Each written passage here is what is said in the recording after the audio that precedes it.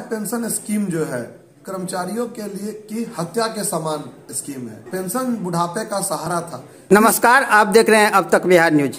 आज हमारे साथ राष्ट्रीय डाक कर्मचारी संघ के क्षेत्रीय सचिव सह राष्ट्रीय संगठन सचिव प्रेरित कुमार जी और राष्ट्रीय ग्रामीण डाक सेवक संघ के सर्किल सेक्रेटरी शिव शक्ति जी हैं। आप दोनों आदमी को हमारे चैनल में स्वागत है। आज हम बातें करेंगे कि डाक कर्मियों की क्या स्थिति है। इससे पहले दर्शकों, आपसे गुजारिश है कि यदि अब तक बिहार न्यूज पर पहली बार आए हैं तो चैनल को सब्सक्राइब कर लेंगे, बेल बटन दबा लेंगे और वीडियो को अधिक से अधिक लोगों तक शेयर करेंगे। अब हम चलते हैं प्रेरित कुमार जी के पास। प्रेरित कुमार जी, डाक कर्मियों की अभी क्या स्थिति है? देखिए, जहाँ तक डाक कर्मियों की समस्या की बात है, आप किसी भी विभाग में जाएंगे तो एक तरह का काम होता है, एक दो तरह का। बैंक में जाएं तो बैंकिंग का काम होता है, पुलिस विभाग में जाएंगे तो वो सुरक्षा का मामला देखते हैं। लेकिन डाक विभाग एक ऐसा विभाग है जो समाज के हर वर्ग, हर तबके और समाज के जो अंतिम पंक्ति तक खड़े लोग हैं उनसे जुड़ा हुआ है। हमारे यहाँ बैंकिंग की सेवा, मेल की सेवा, पार्सल की सेवा, आधार, पासपोर्ट, AEPS के माध्यम से लोग घर तक पैसा पहुँचाना, इंडिया पोस्ट पेमेंट बैंक के माध्यम से डोर स्टेप बैंकिंग की सेवा सहित तमाम सेवाएं हम लोगों को दे रहे हैं। कोरोना महामारी के कठिन दौर में भी जहां सब कुछ बंद हो गया, बस बंद, ट्रेन बंद, संचार के दूसरे साधन बंद हो गए, बैंक बंद हो गए, लेकिन डाकघर खुला रहा और खुला ही नहीं रहा। हम लोगों ने अपने तमाम तरह की सेवाओं को समाज के हर लोगों तक जारी रखी।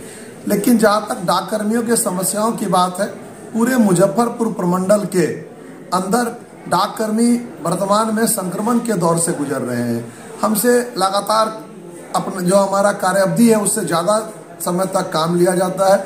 लेकिन जब हम लोग के मूलभूत सुविधाओं की बात आती है तो आप देखेंगे इसी प्रधान डाकघर में शौचालय पूरी तरह से साफ नहीं है, शौचालय की व्यवस्था अच्छे से नहीं है, कार्यस्थलों पर सफाई नहीं मेंटेन किया जाता है, महिला कर्मियों के लिए अलग से शौचालय नहीं है। दूसरे जो जिला के उप डाकघर हैं वहाँ भी शौचालय की समस्या है, पीने की पानी की समस्या है। एक ही कमरे, छोटे कमरे में डाक कर्मी भी काम करते हैं और वहाँ पर जनरेटर भी रखा रहता है। जनरेटर चलता है जिससे कि कार्बन मोनोऑक्साइड जैसा जहरीला गैस निकल रहा है। दूसरा सबसे बड़ी समस्या ये है कि काम करने के दरमियान कर्मचारियों से जब भूल और गलती होती है तो विभाग के पदाधिकारी उनको दंडित करने का काम करते हैं। उस समय किसी भी तरह का ये नहीं देखते हैं कि ये लक्ष्य से बचकर काम करते हैं और लक्ष्यों के नाम पर कर्मचारियों का दोहन और शोषण जारी है। काल्पनिक लक्ष्य दिया जा रहा है। प्रेरित जी, डाक विभाग में शौचालय की सुविधा नहीं है क्या? सर, शौचालय की सुविधा तो है जो बड़े डाकघर हैं, लेकिन कई उप डाकघर हैं जहाँ शौचालय की सुविधा नहीं है। आप रमना उप डाकघर चले जाएं, लगभग 6 महीने तक रमना उप डाकघर कैंपस में पानी लगा रहा था, जहाँ महिला कर्मी भी उस पानी में पाँव रखकर जाने को विवश थी। और जैसा आप जानते हैं, भारत सरकार का गाइडलाइंस है कि महिलाओं के लिए अलग शौचालय का निर्माण होना चाहिए, लेकिन प्रधान डाकघर को छोड़कर किसी भी उप डाकघर में महिलाओं के लिए अलग से शौचालय नहीं है। प्रधान डाकघर परिसर में ही डाक विभाग का काम सुबह से ही शुरू हो जाता है। मेल शाखा है, पार्सल शाखा है, सब अकाउंट है। तो जो कर्मचारी सुबह आते हैं 6 बजे और उनका स्प्लिट ड्यूटी होता है, रात में भी जाते हैं। जो दिन का समय है, हम लोगों ने मांग किया था कि पूरा इस तरफ जो डाक वस्तु भंडार का कैंपस है, लगभग 5 बीघा जमीन खाली पड़ा है, इसमें एक कम्युनिटी हॉल का निर्माण हो। मुजफ्फरपुर क्षेत्रीय हेडक्वार्टर है, रीजनल हेडक्वार्टर है, एक कम्युनिटी हॉल का बनाया जाए, व्यवस्था की जाए। उसके अलावा रिक्रिएशन क्लब का निर्माण हो। हर जगह बड़े शहरों में होता है जहां डाक कर्मी मनोरंजन गृह होता है, जहां जाकर खाली समय में खेल सकते हैं, लंच कर सकते हैं, मनोरंजन के माध्यम से अपने आप को रिफ्रेश कर सकते हैं, तनाव मुक्त कर सकते हैं। लेकिन मुजफ्फरपुर प्रमंडल में इस तरह की तमाम सुविधाओं का अभाव है और हर दिन एक नया लक्ष्य दिया जाता है। कभी खाता खोलने का लक्ष्य, कभी सुकन्या समृद्धि योजनाओं का लक्ष्य। हमारे विभाग के जो ग्रामीण डाक सेवक हैं, ये विभाग की रीढ़ है। पूरे देश में डाक व्यवस्था को ग्रामीण डाक सेवक ही मुख्य रूप से बाहर रखे हुए हैं। इन्हें बहुत अल्प वेतन भोगी कर्मचारी हैं। इन्हें मात्र 17-18 हजार से 20 हजार रुपये तक इनका वेतन है। काम करने का इनका 5 घंटे का अवधि है। सरकार इन्हें केंद्र सरकार का कर्मी नहीं मानता है, परंतु इनसे दिन भर काम लिया जाता है। प्रेरित जी, CGHS हॉस्पिटल यहाँ है कि नहीं? सर, 2 वर्ष पूर्व यहाँ पर CGHS सुविधा लागू की गई थी, जिसके तहत सभी कर्मचारियों के वेतन से सीजीएचएस की जो राशि है कुछ कर्मचारियों से 250, कुछ के वेतन से 500, कुछ के वेतन से 750, ये हर महीना काटा जा रहा है। सीजीएचएस हॉस्पिटल एक छोटा सा अस्पताल यहाँ पर सिकंदरपुर में खुला है, लेकिन वहाँ पर किसी तरह की चिकित्सीय सुविधा उपलब्ध नहीं है, वो लोग केवल रेफर करते हैं।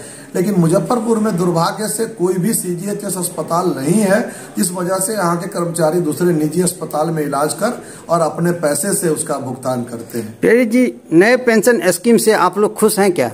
सर, नए पेंशन स्कीम जो है कर्मचारियों के लिए की हत्या के समान स्कीम है।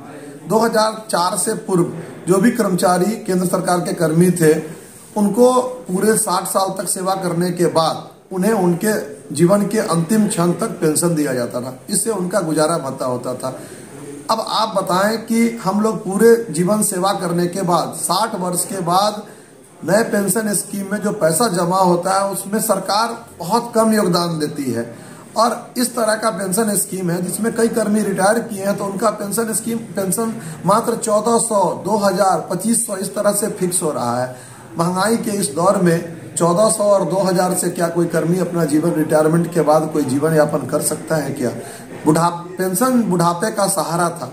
जिस देशों में आप सर्वे करेंगे, विश्व के जिन देशों में नया पेंशन स्कीम लागू किया गया, वहां से हटा लिया गया। पाया गया कि यह जो है सो कर्मचारियों के बुढ़ापे के सहारे लायक नहीं है, उनका लाठी नहीं बन सकता है, जीवन यापन के लायक पर्याप्त नहीं है।